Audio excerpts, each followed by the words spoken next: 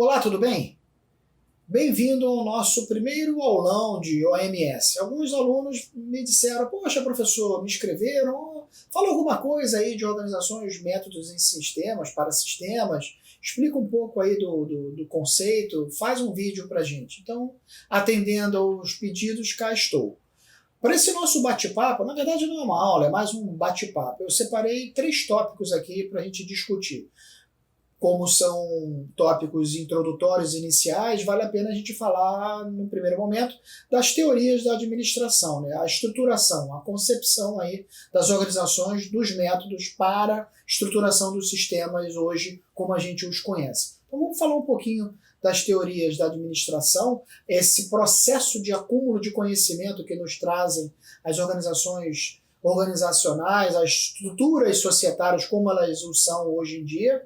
Vamos falar um pouquinho do próprio sistema de informação gerencial, né? O que é esse SIG, como é que funciona esse conceito de SIG e tratando esse SIG dentro das estruturas organizacionais atuais. Eu acho que dessa forma dá uma clareada boa aí, esgotando a sua dúvida certamente.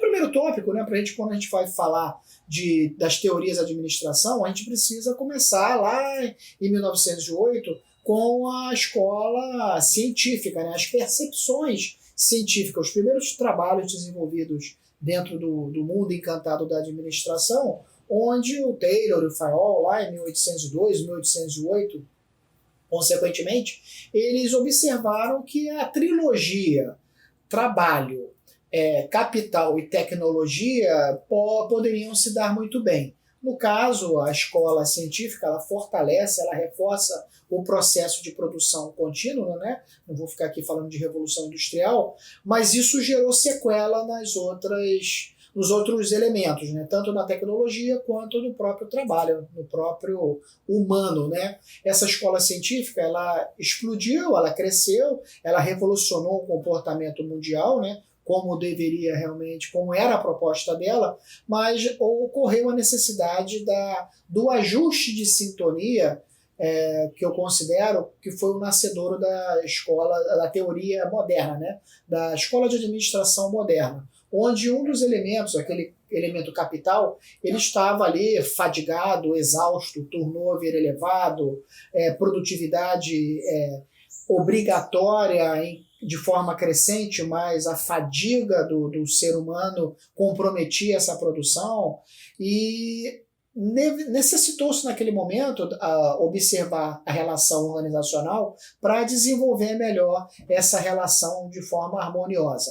A escola moderna, então, ela carrega um pouco desse conceito. Só que essa relação do capital com o trabalho ainda precisava de alguns ajustes, de algumas regras. O Max Weber ele percebe essa necessidade de ajuste e nasce, então, a escola burocrática, onde ali se estabeleceu um comportamento, uma regra, uma norma para permitir um equilíbrio igualitário ou supostamente igualitário entre o capital e o trabalho.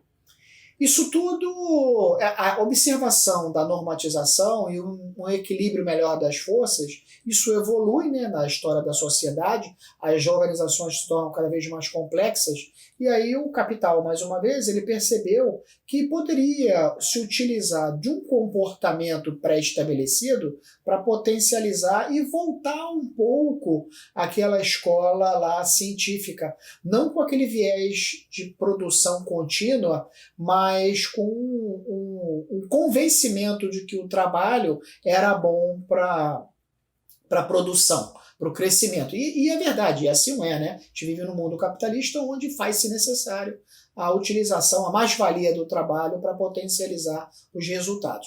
A escola do comportamento, então, que a gente está falando, né, do Elton Mayo, ele traz uma observação, né, que é a escola do behaviorismo, ele traz uma observação do comportamento humano para poder equalizar valores, crenças, comportamentos em si, entre o capital e o trabalho.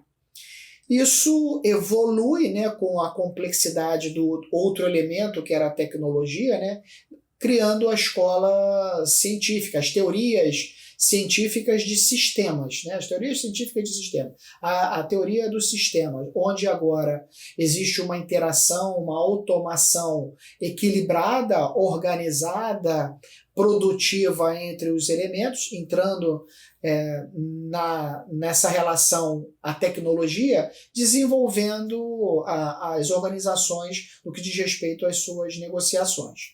Então, aqui a gente começa a falar já de sistemas integrados de gestão, né? Esses sistemas integrados de gestão, esses SIGs, eles estão, na verdade, estruturados de uma forma formal e de uma forma informal. A forma formal é quando eu pego um pouco da escola lá, burocrática do Weber e crio a missão, a visão, os valores, o plano financeiro, o plano operacional da empresa. Isso eu estou estruturando de uma forma ordenada, formalizada, o comportamento daquele sistema vivo, daquele ente vivo que são as organizações empresariais. Mas tem um agente aí externo, que são os agentes informais, né? A estrutura informal, a influência do mercado, a influência da contratação de um novo funcionário que ainda não vestiu o código de ética, a regra daquela organização. O comportamento dele ainda é um comportamento descasado. E isso não é ruim, não. Isso não é ruim porque, às vezes, um sangue novo, a gente não tem esse ditado popular, o sangue novo ele pode trazer uma visão nova ao mercado. Isso é muito bem-vindo. Mas essa informalidade, ela é incorporada num processo gradativo ao processo formal. Imagina, então, que foi a gente estudando os SIGs que a gente percebe aquela pirâmide de Maslow, né? Considerando as necessidades do humano versus agora as principais, as secundárias. Traduzindo um pouco isso, a gente tem a estrutura agora acumulada das teorias organizacionais no modelo de SIG, onde eu tenho lá o estratégico, o tático e o operacional, né? As decisões estratégicas para que sejam cumpridas através dos elementos das regras táticas, né? Como se fosse um jogo de futebol, né? Existe um campeonato, o campeonato tem uma regra, essa regra ela estabelece a necessidade de times, os times aí têm os seus técnicos, que são os seus táticos, que vai estabelecer que o jogador ataque por um lado, defenda por outro, para produzir o resultado final. E o jogador é o operacional, é o chão de fábrica. É ele que vai produzir efetivamente o gol e o resultado positivo. Fazendo uma analogia, a gente tem dessa forma. Isso tudo para permitir o quê? Uma velocidade com qualidade, eficiência, atendendo sempre ao mercado, agora cada vez mais de olho, cada vez mais preocupado, no que diz respeito ao processo de produção. Então o SIG, na verdade, ele traz para dentro da estrutura formal aquele conceito do input, da transformação e do output muito bem amarrados. Eu receber o insumo na hora certa, do jeito certo, da forma certa, para transformá-lo do jeito certo, da forma certa, na hora certa, e atender o cliente, o consumidor final, do jeito certo, da forma certa, no tempo certo. Tudo isso de forma estruturada, respeitando o plano de negócios, alinhado com o plano de negócios, que é o objetivo estratégico maior.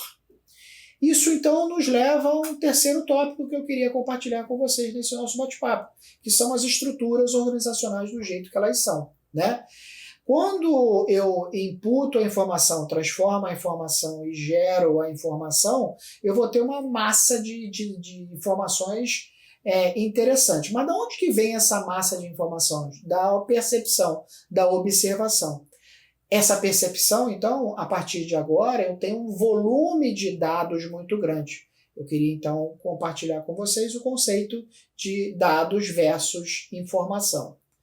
O processo de produção, o processo de compra, o processo de pagamento, o ciclo operacional da empresa, o ciclo financeiro da empresa, eles são vivos, eles trabalham ali respeitando toda a percepção formal e informal do negócio. Mas como é que eu melhor me utilizo desse ciclo para retroalimentar esse ciclo com qualidade, eficiência e eficácia? é eu me monitorando dos dados. O SIG fala um pouco disso, né? A estrutura organizacional, então, ela precisa dos dados produtivos para poder formar, né, como o próprio nome diz, uma informação que permita sinalizar, canalizar e atender a estratégia do negócio. Quando a gente fala de estruturas organizacionais, a gente está falando justamente disso. Eu preciso, então, agora de posse dos dados, produzir uma informação para melhor caminhar. Esse processo de dado transformado em informação, como é que eu obtenho? Eu obtenho através da percepção dos meus processos. Então, eu olho o processo de compra, processo de venda, processo de contratação, processo financeiro. Eu olho esses processos, tiro uma fotografia desses processos, identifico se eles estão sendo realizados de forma correta, que lá na frente vai me garantir o que eu quero, que lá na frente vai me garantir eu atingir o meu alvo, atingir a minha meta. Então, quando a gente fala de estrutura organizacional, eu preciso ter a identificação de um diagnóstico, eu preciso ter o plano de ação para tratar uma anomalia e o acompanhamento para que essa anomalia não se repita novamente. Isso é estrutura organizacional. Aqui a gente está falando, então, de rodarmos um PDCA, né? Quando eu aplico essa ferramenta para identificar um diagnóstico, traçar ali uma melhoria definida, acompanhar essa melhoria, criar um indicador e definir uma melhoria contínua, eu estou, na verdade, rodando o PDCA. Isso dentro de quê? Dentro da estrutura organizacional. Que estrutura é essa? Dentro dos processos principais e dos processos secundários. Quando eu estou falando, por exemplo, vamos imaginar uma relação acadêmica, né? Uma instituição de ensino superior. A atividade principal dela é produzir o conhecimento, é produzir ali, atender a formação, a capacitação daquele cliente que contratou os seus serviços. A atividade principal de uma instituição de ensino superior é a relação do professor com o aluno. Mas existem atividades secundárias, né? A secretaria do departamento, da instituição, a área de almoxarifado, a área de segurança, tudo isso são elementos secundários para garantir o funcionamento da atividade fim dela. A atividade principal, então, é a atividade de desenvolvimento do conhecimento aqui da relação professor-aluno, por exemplo. A atividade de contabilidade é uma atividade secundária. A atividade de sistema é uma atividade secundária. Mas se a gente tiver, por exemplo, num escritório de contabilidade, a atividade principal do escritório de contabilidade é prestar o serviço de contabilidade. Então, aquela função, aquele departamento de prestação de serviço, de produção de serviço de contabilidade, dentro do escritório de contabilidade, é um departamento principal. A atividade secundária dentro do escritório de contabilidade, por exemplo, vai ser o financeiro, vai ser os recursos humanos. Percebeu? Então, existem departamentos principais e departamentos secundários.